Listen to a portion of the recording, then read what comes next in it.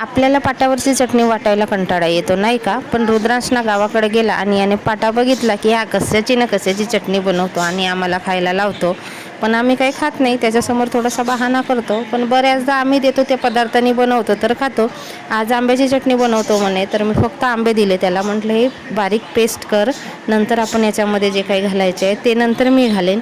मग काय भार्गवी आणि रुद्रांशने दोघांनी मिळून केले. रुद्रांशने थोडीफार वाटली असेल चटणी, भार्गवीने संपूर्ण चटणी वाटली. पण तिने काय केलं, बनवता बनवता म्हणजे वाटता वाटताच तिने अर्धी चटणी खाऊन टाकली आणि थोडीशी ठेवली. आत्या घे तुझ्यासाठी म्हणाली. इकडे माझे वडील नवीन बांधकामच्या घराला पाणी देत होते आणि तोपर्यंत संध्याकाळ सुद्धा झाली होती. हा जो नवीन बांधकाम आहे ना, हा दोघं भावांचा आहे घरकुलचा, आणि हा आहे तो माझ्या वडिलांच्या स्वतःच्या पैशाने बांधलेलं घर आहे. दुसऱ्या दिवशीची सकाळ, सेनपुंजा वडिलांनी फेकून दिलं, अंगण वगैरे मी झाडलं होतं आणि आईने सडा टाकला. आईच्या 2-2 सुना असून काही कामाच्या नाही बघा. सगळ्यात जास्त माझ्या आईला काम करावं लागतं आणि वडिलांना काम करावं लागतं. भाऊ वगैरे तर कामावर जातात दोघे. घराच्या पाठीमागे घराला लागून शेती आहे, पण शेतीमध्ये पाय ठेवलं तर त्या काय अशी गोष्ट आहे.